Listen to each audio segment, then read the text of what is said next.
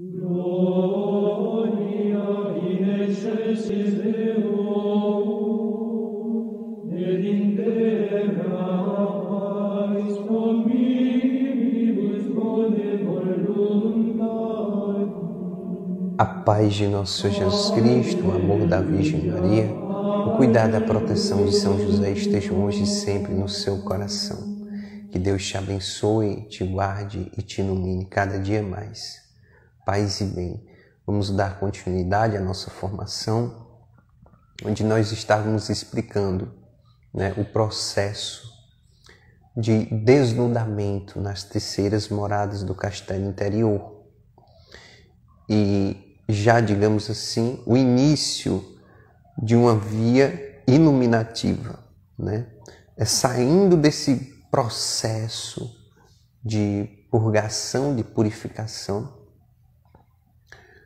passando por esse forte processo de mortificação interior, que a alma, então, entra nas quartas moradas, inicia as quartas moradas, que logo nós vamos dar continuidade, Mas eu quero antes fazer um momento breve de oração, onde nós vamos pedir uma vez mais que o Espírito Santo de Deus venha renovar a nossa mente, o nosso coração, nos guiar e nos orientar nesse processo de autoconhecimento de si mesma através de Deus. Estamos reunidos e unidos em nome do Pai, do Filho e do Espírito Santo. Amém. Ó vinde Espírito Santo, enchei os corações dos vossos fiéis e acendei neles o fogo do vosso amor. Enviai, Senhor, o vosso Espírito, e tudo será criado e renovareis a face da terra. Oremos, ó Deus, que instruísse os corações dos vossos fiéis, com a luz do Espírito Santo, fazei que apreciemos retamente todas as coisas, segundo o mesmo Espírito, e gozemos sempre de sua consolação. Por Cristo Senhor nosso. Amém. Ó chama viva de amor, ó hóspede da alma, ó hálito divino, vem iluminar e aquecer a nossa mente, o nosso coração, iluminar e aquecer, irradia graças sobre nosso coração, sobre nossa alma, sobre todo o nosso ser.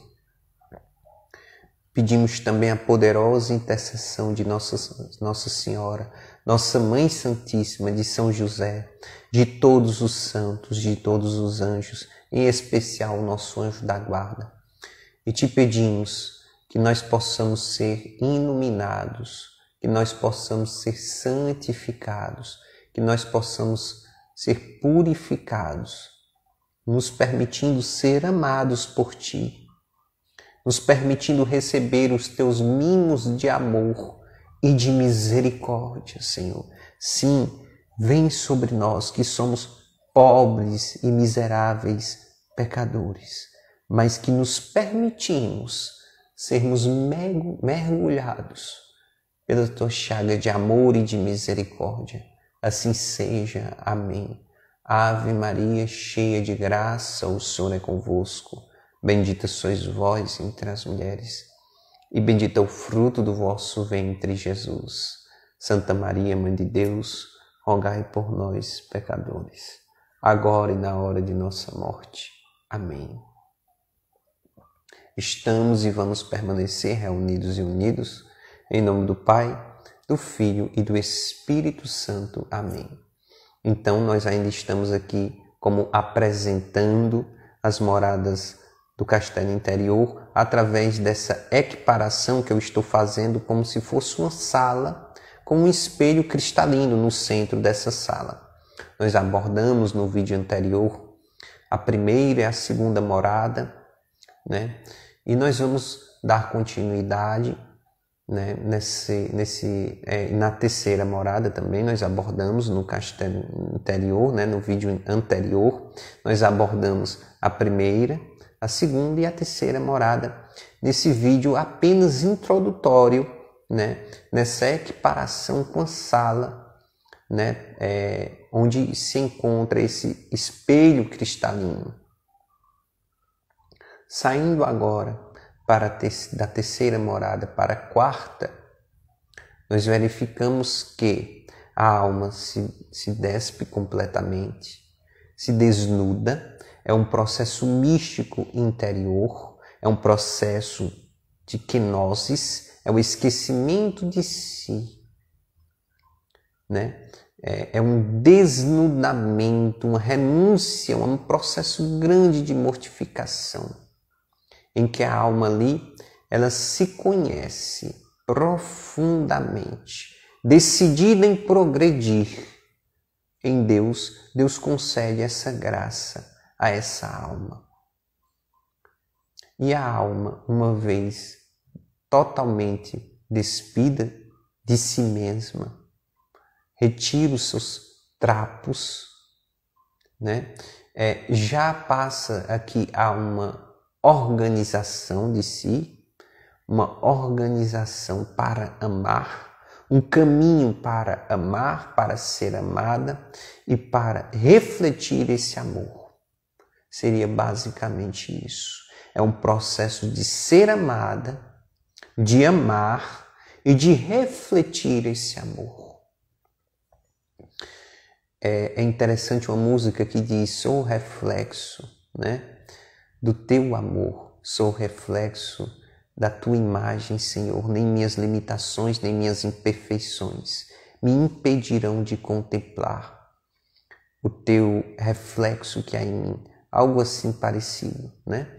A tua imagem que há em mim, a tua beleza que há em mim. Sim, existe uma beleza de Deus dentro de você, porque o próprio Deus habita dentro, no centro da sua alma. E daí, mergulhados nesse mistério, nós podemos dar continuidade à nossa visualização, né? A nossa contemplação daquilo que nós estamos aqui contemplando. Convido você a contemplar comigo este relato que eu estou fazendo. Então, a alma, ao se despir e ao passar por esse processo de se organizar para amar, para ser amada, para amar e para refletir amor, a alma, então, ela percebe que existe outros candelabros que precisam ser acesos, né? Então, a alma, saindo de si mesma, ela passa a conhecer essa sala. E à medida em que ela vai conhecendo essa sala, ela vai acendendo esses candelabros. Ela vai percebendo que o espelho, que é enorme, ele não reflete apenas ela, mas reflete também essa sala, de que é muito maior do que ela própria. Esse castelo interior que tem dentro de nós, a alma humana, ela contém o próprio Deus. É um mistério profundo. Deus habita nela. Ou seja, mergulhar dentro de si é um processo muito além de nós, que realmente se dá pelo processo de autoconhecimento, mas é um autoconhecimento em Deus.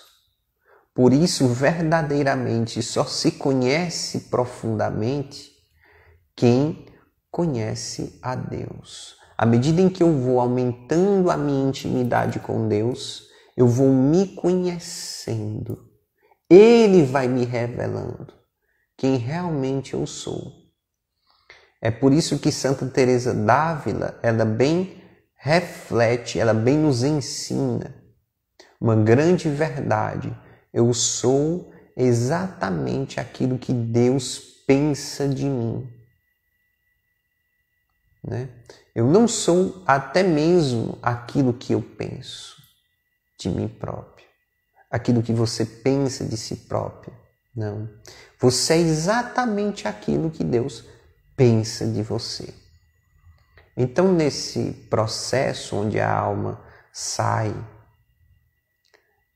acendendo os candelabros, ela vai conhecendo muitas coisas dentro dessa sala. Mas digamos assim, que eu vou dar ênfase aqui a algumas coisas que essa alma passa a enxergar, a observar. A alma encontra maquiagens, a alma encontra brincos muito belos, a alma encontra vestidos belíssimos. Esse processo da alma organizar-se vai se tornando cada vez mais frutuoso e cada vez mais belo. É um caminho também de beleza, de harmonia interior. Aqui nós estamos falando de almas que entraram na santidade, que já iniciaram um processo de serem santas. Nós estamos aqui falando de almas que começaram a florescer as virtudes interiores, né?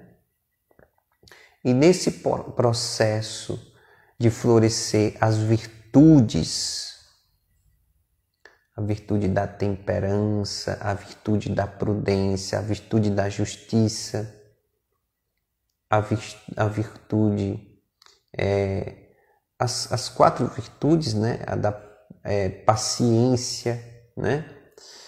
E também as 3 virtudes que é a fé, o amor e a esperança. Essa alma passa cada vez mais a vivenciar atos de fé, atos de amor e atos de esperança, né? E nesse processo, a alma, então, ela começa a se maquiar, né? A colocar uma maquiagem, né? Eu estou dando aqui um exemplo, né, feminino, que é porque é mais fácil de eu explicar. Então, a alma vai se maquiando, né, colocando uma maquiagem muito bela, porém uma maquiagem simples, né? As irmãs aqui vão entender com mais propriedade, mas nós homens também, fazendo um certo esforço, nós vamos entender a equiparação que eu estou dando. A alma começa então a colocar esses brincos belíssimos e a alma começa também a colocar colares, ou seja, apetrechos onde são muito belos, são muito reluzentes. E, em especial, a alma se veste de um belíssimo vestido, um vestido simples, porém belíssimo.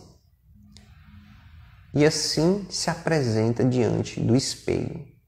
Ou seja, literalmente, uma alma que se apresenta diante do espelho com todas essas características que eu dei, né? Ou seja, se apresenta diante da presença de Deus, já se conhecendo todas as suas misérias, mas não se prendendo a elas, já tendo a graça de contemplar as virtudes que Deus lhe concedeu, né? Nasce então uma imensa gratidão. Não que a alma de terceira morada, de segunda ou de primeira sejam ingratas, não. Inclusive, esse processo de ser grato a Deus, ele já se inicia antes do castelo. Agora eu quero dizer aqui que essa alma, ela é extremamente grata por Deus, agradecida por Deus, extremamente, porque ela já se conheceu com profunda intimidade e ela sabe que se ela está utilizando aquele vestido belíssimo, se ela está utilizando aquele colar, aquele colar de pérolas bonito, enfim, aquele colar de esmeralda, aqueles brincos de safira, não sei, estou dando aqui exemplos, né? Aliás, os colares, belíssimos, aquele colar prateado, né? Belíssimo. A alma sabe que não é por seus merecimentos, não é porque ela merece, mas simplesmente porque Deus é bom e quis presenteá-la com aquilo. E ela acolheu esse amor, né? Então, como nós vimos, a sala aqui toda está iluminada. Essa sala inteira está iluminada. Ou seja, isso representa que o Espírito Santo, que a graça de Deus, o toque da graça de Deus, a vida sobrenatural, está tão ativo dentro dessa alma que ela já está completamente imersa nessa vida sobrenatural. Ou seja, a vida natural dela já está mergulhada na vida de nosso Senhor Jesus Cristo. Na vida aqui, onde nosso Senhor Jesus Cristo se derrama em amor, em misericórdia, e essa alma o reflete, esse amor e essa misericórdia, através cada vez mais de atos de fé, de atos de amor e de atos de esperança. Mas aqui eu falei das virtudes, falei da virtude da temperança, da prudência, da justiça, da paciência, mas existe aqui uma virtude que, se não tivermos essa virtude, o toque dessa virtude, a graça dessa virtude desde o princípio, desde a primeira morada, nós não vamos conseguir nem entrar no castelo interior, que é a virtude da humildade. Entre todas as virtudes, essa é aquela que mais resplandece. E por isso essa alma está totalmente iluminada por Deus, né? E por isso também a alma passa por aquele processo árduo de mortificação. A alma passa por aquela noite, digamos assim, noite dos sentidos, né? Aquele desnudar-se diante de Deus. Ou seja, a alma, para poder, digamos assim, despertar os sentidos interiores, escutar a Deus com nitidez, por exemplo, ela precisa então mortificar os seus sentidos exteriores. Aqui a alma recebe esses apetrechos, esses presentes, que vai se tornando cada vez mais um processo belo, bom e harmonioso, não por ela, mas pelo amado, né? Pelo amado, pelo espelho. O espelho vai refletindo e ela ali nesse reflexo vai mergulhando cada vez mais e a alma vai se organizando nesse processo de ser amada, de amar e de refletir amor. Nesse processo também, a alma aqui ela já tem passado, né, por vários processos de cura, de santificação e de eucaristização da alma. Aqui a alma, então, ela inicia um processo de transfiguração. Aquele processo de cura que anteriormente a alma passou por vários processos de cura, essa alma agora passa cada vez mais a ser transfigurada na beleza e na imagem de nosso Senhor Jesus Cristo. Nós estamos falando aqui de almas virtuosas.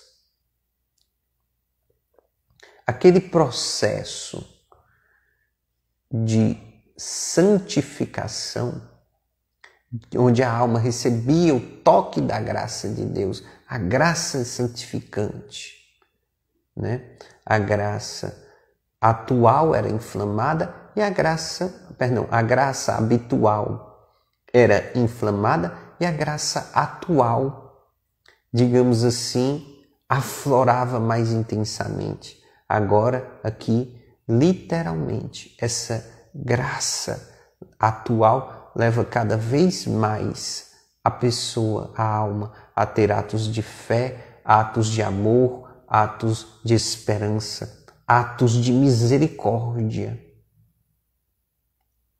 Literalmente amando como Deus amou, viver como Jesus viveu, sorrir como Ele sorria, sentir o que Ele sentia. Então, nesse processo íntimo, né, nesse processo profundo, a alma, então, ela passa por uma espécie de transformação, né, das suas mentalidades, dos seus sentimentos, das suas emoções e do seu agir. Ou seja, além dela receber aquele toque da graça, que seria um convite para, com um certo esforço, ela conseguir vivenciar aquilo, agora não. A alma aqui ela já está aberta totalmente ao agir de Deus. Então, Deus irradia essas graças santificantes que são alcançadas não com reflexo apenas, mas agora com a presença total atuante de Deus, digamos assim, né? Ou seja, literalmente, essa alma começa a vivenciar a santidade nessa transformação. E por último, aquela eucaristização da alma que eu falei, abordei anteriormente. A alma passa aqui por uma espécie já de transubstanciação. Aliás, não só a alma, né? Mas todo o ser dessa pessoa, ou seja, até mesmo o corpo dela, vai já iniciando uma via sobrenatural, interior, mas que chega a transbordar no exterior.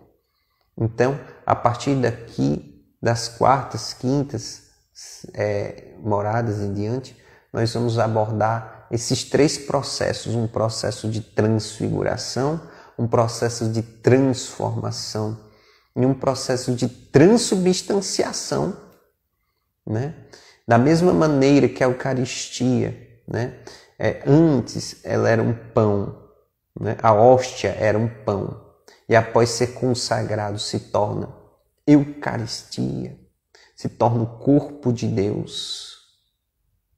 Assim também a alma humana, todo o ser humano, à medida em que ele vai se abrindo essa graça aos sacramentos, a via sobrenatural, o contato íntimo, mergulhar com o amor de Deus na sua oração íntima, quando a alma atinge as quartas moradas, a partir das quartas moradas, a alma já inicia aí mesmo sendo um processo iluminativo, mas a alma já inicia um processo de transubstanciação, né?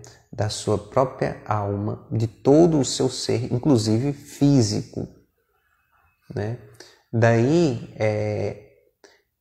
determinadas pessoas ainda em vida transmitiam a santidade literalmente à flor da pele, né? E daí também entra o mistério dos santos, que após falecidos, né, até mesmo a carne deles se tornarem relíquias, porque entra um mistério de união tão íntimo, onde a carne não é apenas a carne daquele determinado santo, mas já é também a carne do próprio Cristo Jesus. Mas enfim, vamos continuando, né? Então, as quartas moradas seriam equivalente a uma alma quando entra em oração, se encontra vestida com esse vestido belíssimo e com esses apetrechos todos, né? Ou seja, com essa maquiagem, embora simples, mas muito bela, com esses brincos, com esse colar belíssimo, né? E com essa tiara também, né? Uma tiara belíssima, muito iluminada. Estou aqui equiparando, né, gente? Eu sei que isso parece um pouco estranho, mas é apenas uma equiparação, é uma forma da maioria de vocês poderem entender. Então, diante do espelho, chega-se um momento, tudo isso que eu vou parando, que eu vou assim refletindo, são mistérios, são coisas que não foram feitas para serem compreendidas intelectualmente. Elas foram feitas para serem refletidas. Nós podemos até refletir em algumas vivências místicas, misteriosas, mas compreender nós não podemos, porque são mistérios de Deus e é realmente para ser refletido, não é para ser compreendido intelectualmente, né? É por isso que é uma teologia apofática, né? Não é uma teologia catafática, é uma teologia apofática.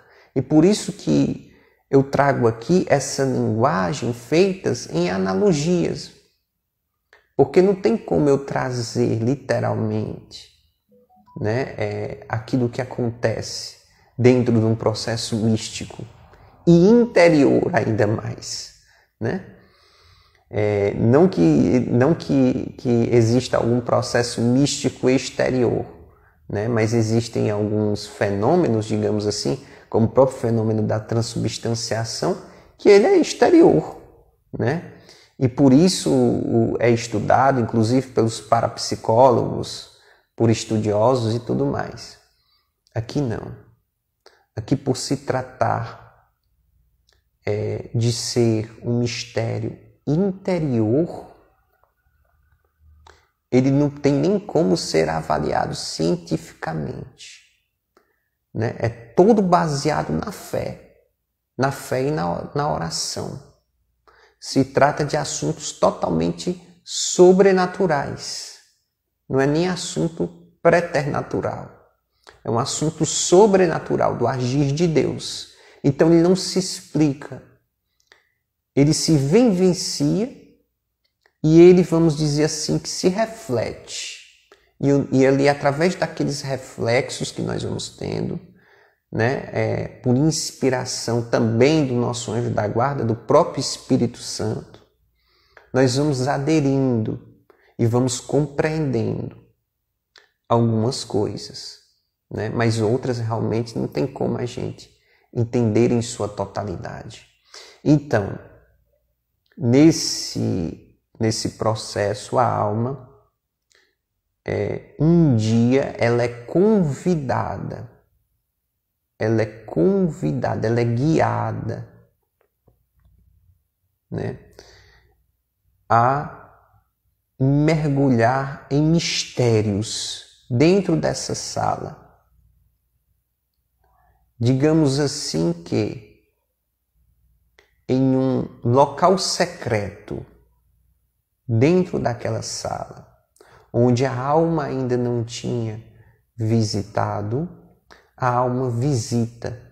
E neste local secreto, ao acender o candelabro que ainda estava apagado, ela encontra um baú. E dentro desse baú existe um vestido elegantíssimo e existem joias, existem apetrechos, existe uma maquiagem da mais altíssima qualidade. E uma vez mais, a alma é impulsionada a se desnudar. Uma vez mais, sim, entra aqui um processo de kenosis mais íntimo e mais profundo. Porque agora a alma tem que se desprender, inclusive das, entre aspas, suas virtudes. A alma então se desprende e se desnuda. E se desnuda de suas virtudes.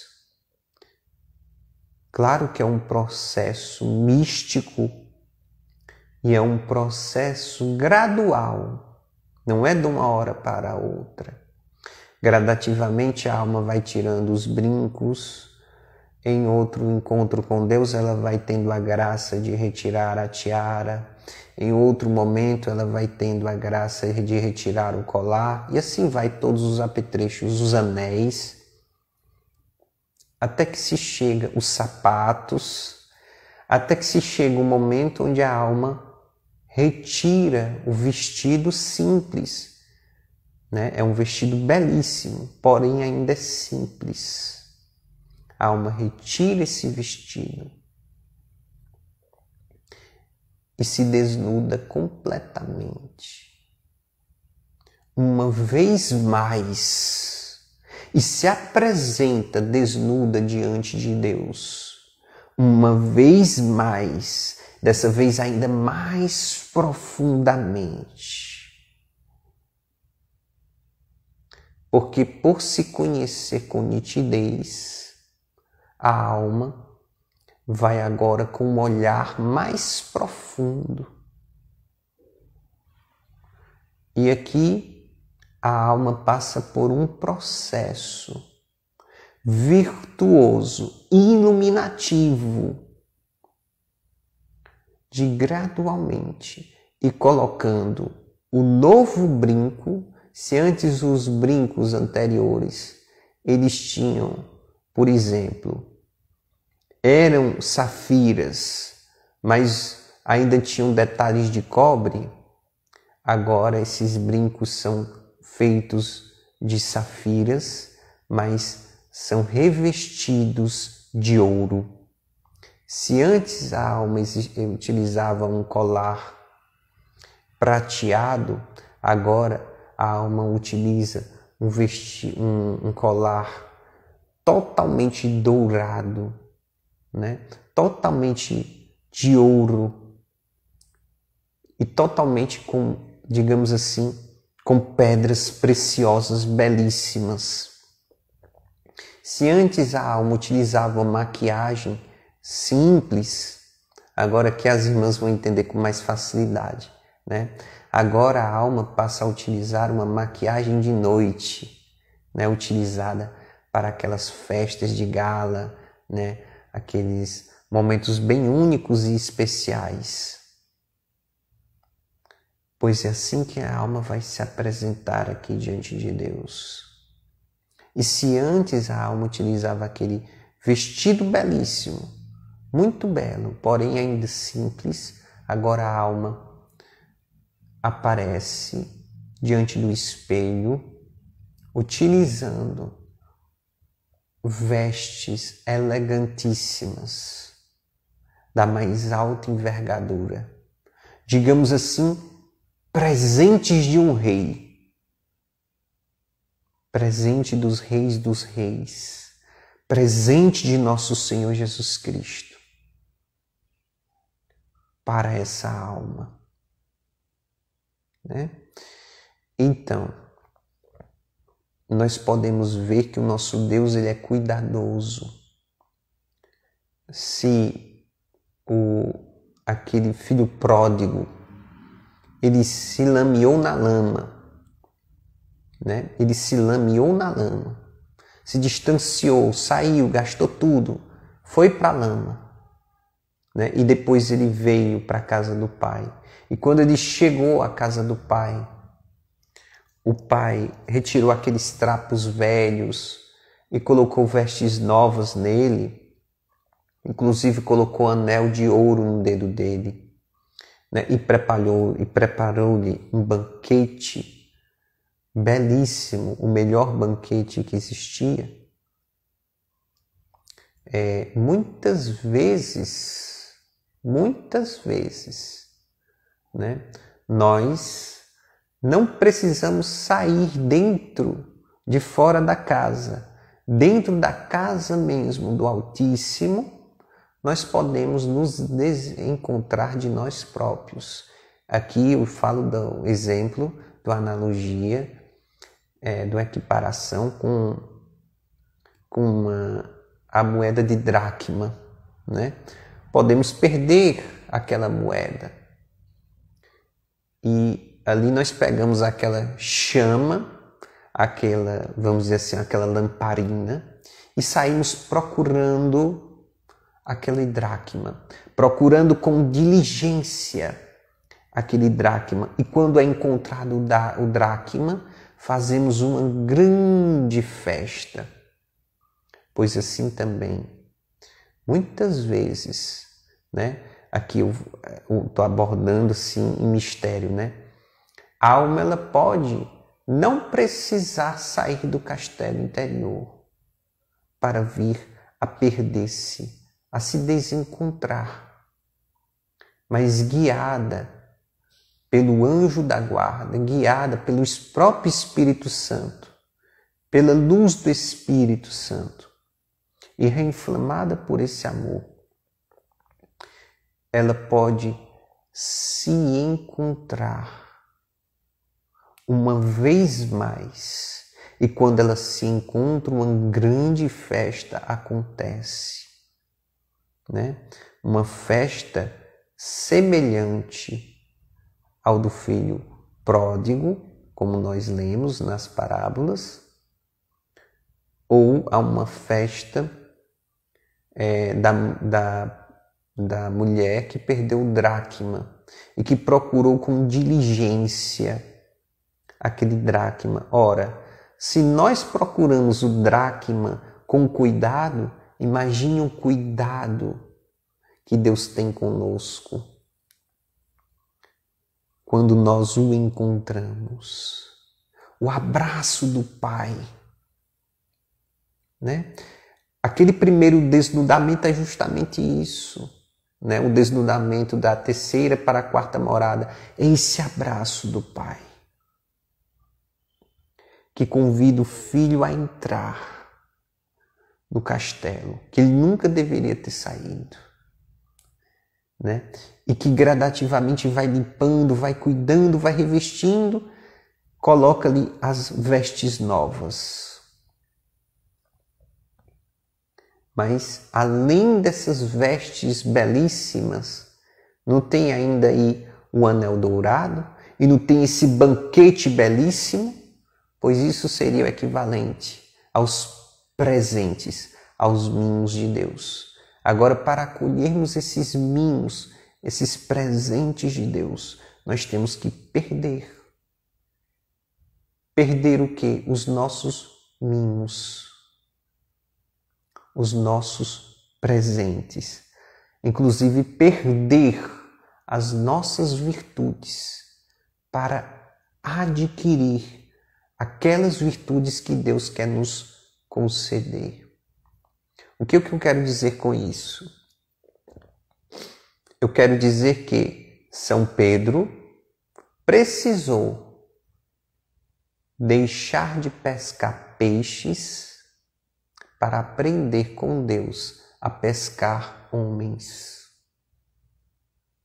São Pedro, às vezes guiado por Deus, utilizava até aquele dom que Deus tinha concedido a ele. Pedro pesca um peixe. Olha que interessante, Jesus utiliza o próprio dom que Pedro já tinha.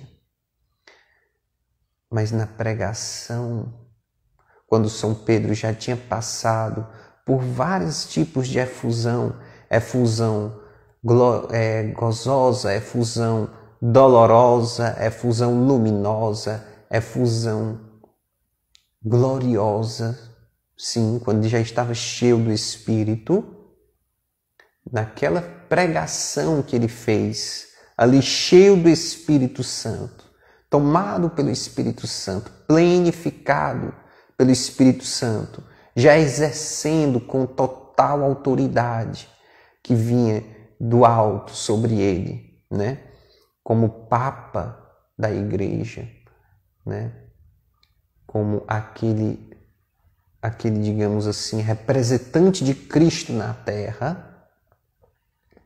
Ali ele pescou mais de 3.000 homens com a sua rede, a rede da palavra de Deus, que procedia da boca dele. Palavras de vida eterna, tanto que até hoje estão lá nas Sagradas Escrituras, né?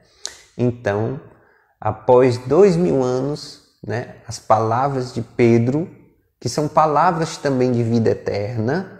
Por que são palavras de vida eterna? Porque ali não era somente Pedro falando, era o próprio Cristo falando através de São Pedro. Será que São Pedro iria falar aquelas palavras se ele utilizasse a mentalidade e os dons dele? Eu acredito que não. Mas movido pelo Espírito Santo, inflamado pelo Espírito Santo, as virtudes de São Pedro adormeceram completamente para que surgisse as virtudes do Espírito Santo.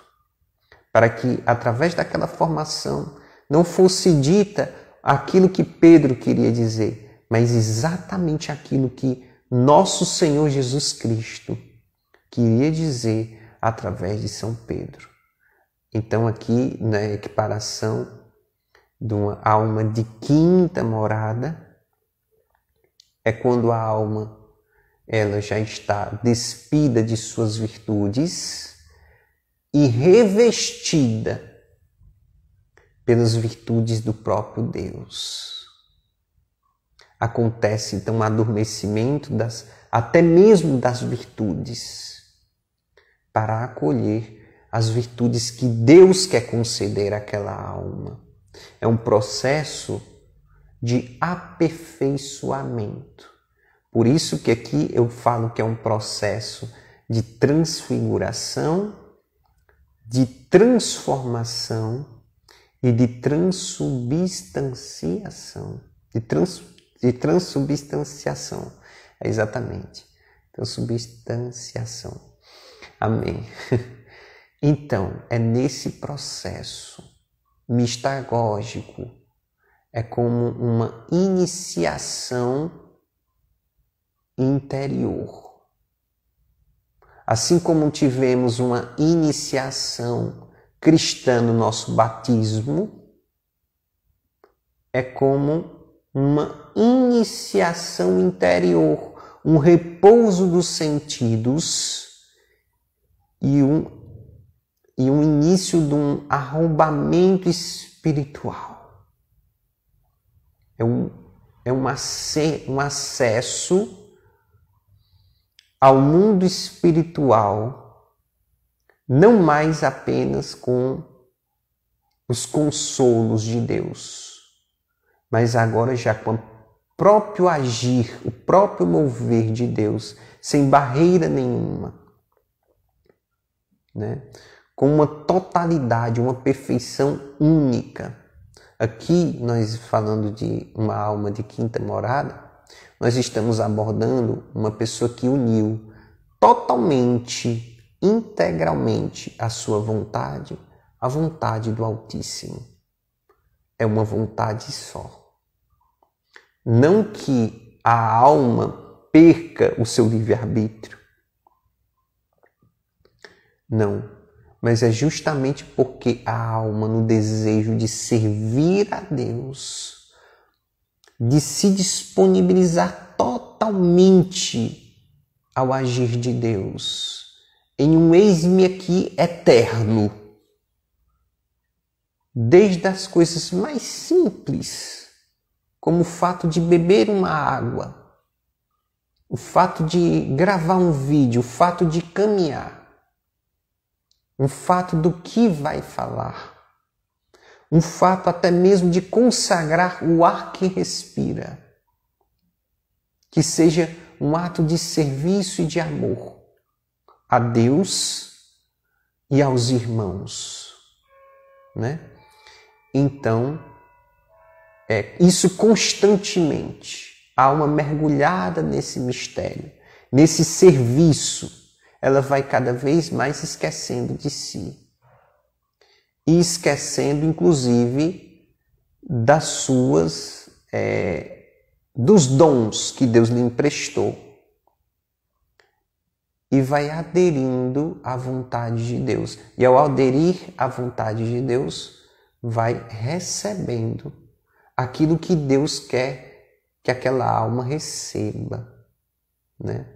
Com total graça e com total nitidez, ao ponto de se unir na vontade, levando-se em conta que aqui ainda é um processo iluminativo, é uma via iluminativa. As quartas e quintas moradas estão voltadas mais à via iluminativa, mas já prefigura, já é um convite para uma via unitiva. Por isso que eu já digo que desde já é um processo de transfiguração, de transformação e de transubstanciação. Nesse mergulho, a alma então revela, né? Ela se revela no espelho, onde o espelho é Deus, não é isto? Dessa maneira, com um vestido elegantíssimo, com apetrechos elegantíssimos, com essa maquiagem da noite, as irmãs aqui vão entender com mais tranquilidade, porque eu não entendo nada disso. Esses termos aqui que eu estou dizendo é baseado no que algumas experiências assim que eu tive, então vou relatando, né? Então, nesse processo, acontece um outro mistério. A sala, toda ela está iluminada, todos os castiçais estão acesos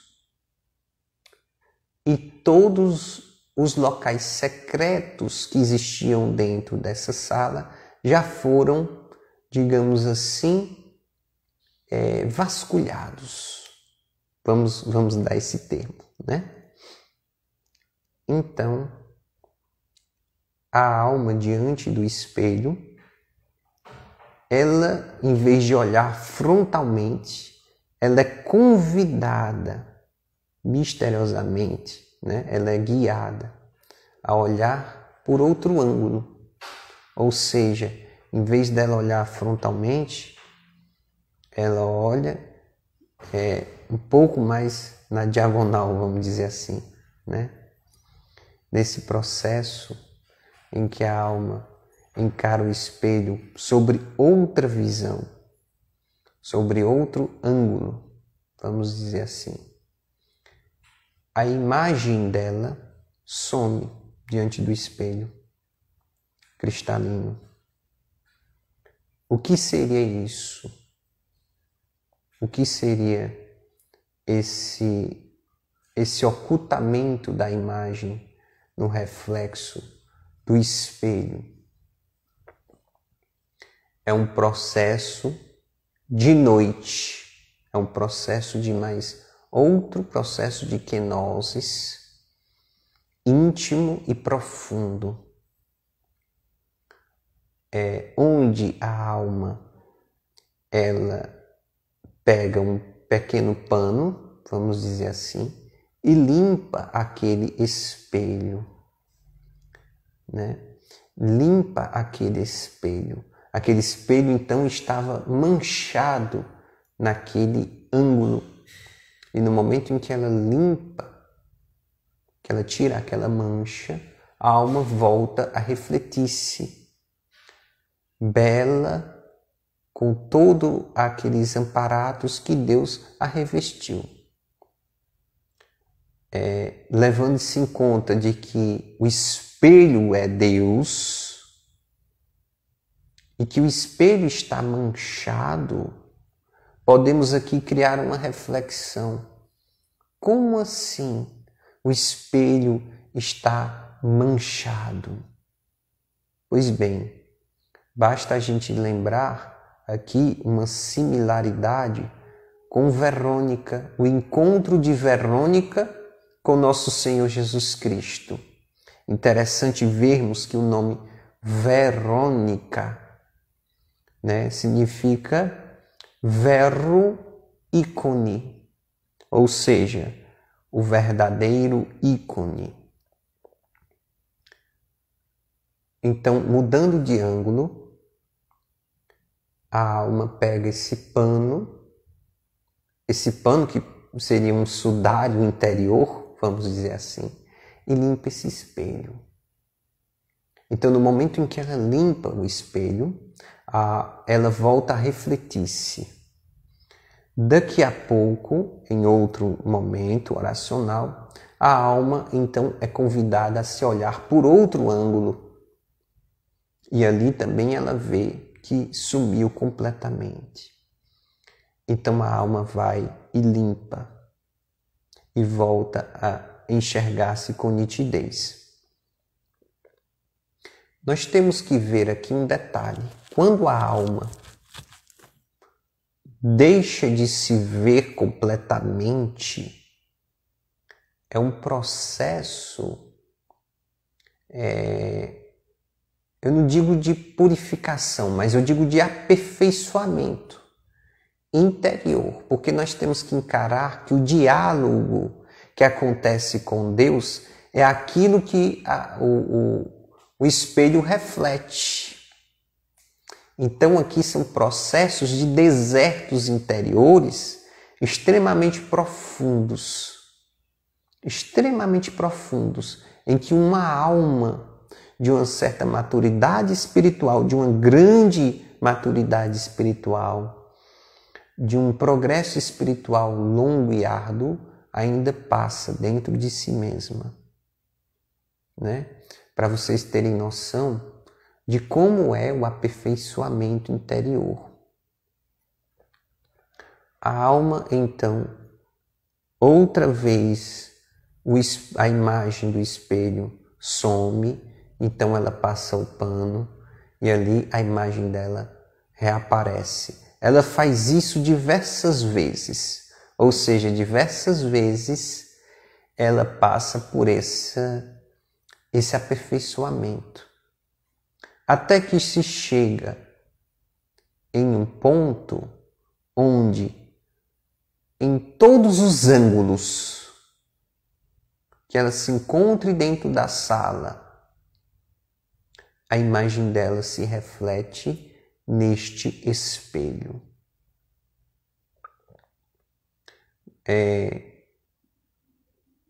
Então, né, vamos dizer assim que a alma volta a apresentar-se diante do espelho frontalmente. E agora, o espelho sem manchas, mas não é que Deus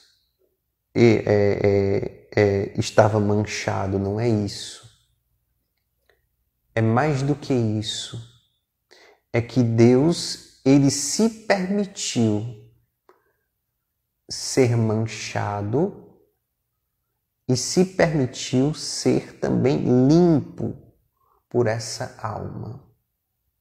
É um processo aqui não é nem de cura, é de transfiguração interior, tá? É um processo difícil de eu explicar. É cura também, é uma cura, mas é aquela cura que Santa Teresinha da Sagrada Face vivenciou em suas orações, né? Ela pedia a Deus para refletir a Sagrada Face de Nosso Senhor Jesus Cristo, não é isso? Evidentemente, ela contemplava a Sagrada Face, ela tinha essa graça mística. Uma alma de sexta morada tem essa graça. Então, nesse processo onde a alma já tem limpado todo o espelho, em todos os ângulos diferentes, onde ela se reflete em todos os ângulos, uma vez mais a alma observa no espelho. Mas no lugar dela se ver, quem surge é a face adorável de nosso Senhor Jesus Cristo. Aqui, todas as velas, todas as lamparinas que estavam acesas em toda essa sala interior, todas elas se reinflamam ainda mais, ao ponto de se tornarem labaredas.